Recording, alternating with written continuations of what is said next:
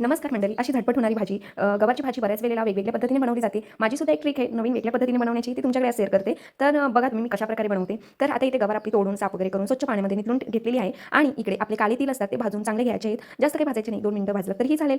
तर असं भाजून घ्यायचं. एक साईडला मी कांदा आणि टोमॅटो कापलेला आहे आणि इकडे तर कढई ठेवली आहे तापत. तुम्ही बघू शकता. आता हे कढईमध्ये काय मी करणार आहे, आता तिलाला पण एक साईडला पण बारीक करून घेऊया, जो की मी हा कूट करणार आहे. आणि जे आपली ही गवार आहे तिला आपण तळून घेणार आहोत. वेगवेगळी पद्धत असते, सगळ्यांची वेगवेगळी आयडिया असते बनवण्याची. माझी सुद्धा तशीच आहे. तुम्हाला आवडली ही रेसिपी तर नक्की ट्राय करा आणि सांगा मला कशा पद्धतीने बनवता तुम्ही ते. आता बघा हे आपली गवार आहे ती तळून घ्यायची मस्तपैकी अशी 5 मिनिटं तळून घ्यायची. जास्त असं हे करायचं नाही. आपण तोपर्यंत कूट बारीक करून घेऊया. आपलं कूट सुद्धा बारीक झालेला आहे. अशा रीते बारीक करून घ्यायचं आहे. तर आपण आता गवार काढून घेऊयात. अशी सर्व गवार आपल्याला तळून घ्यायची. 5 मिनिटावरती किंवा 2 मिनिटं अशी जेव्हा अशी स्क्रिप थोडीशी दाबून बघायची शिजते का, तर आपली गवार सुद्धा झालेली आहे. इकडे मी आता घेते कढईमधला जो तेल जो आपण गवार जो तळली तोच मी तेल यूज करणार आहे. तुम्ही बघू शकताय. इकडे कांदा आणि टोमॅटो आहे, तर मी पहिलं कांदा टाकते. तुम्ही लसूण सुद्धा टाकू शकता. अप्रतिम भाजी होते. मला जे आवडतं तेच मी तुमच्याकडे शेअर करत असते. तर आता इकडे बघा झटपट असं आपलं कांदा आणि टोमॅटो टाकून झालेला आहे मस्तपैकी. आता इकडे मसाले टाकायचे आहेत. तर हळद टाकायचे, लाल तिखट आणि कांदा लसूण मसाला. तुमच्याकडे धनेपूड असेल तर धनेपूड सुद्धा यूज करू शकता. हे पहा.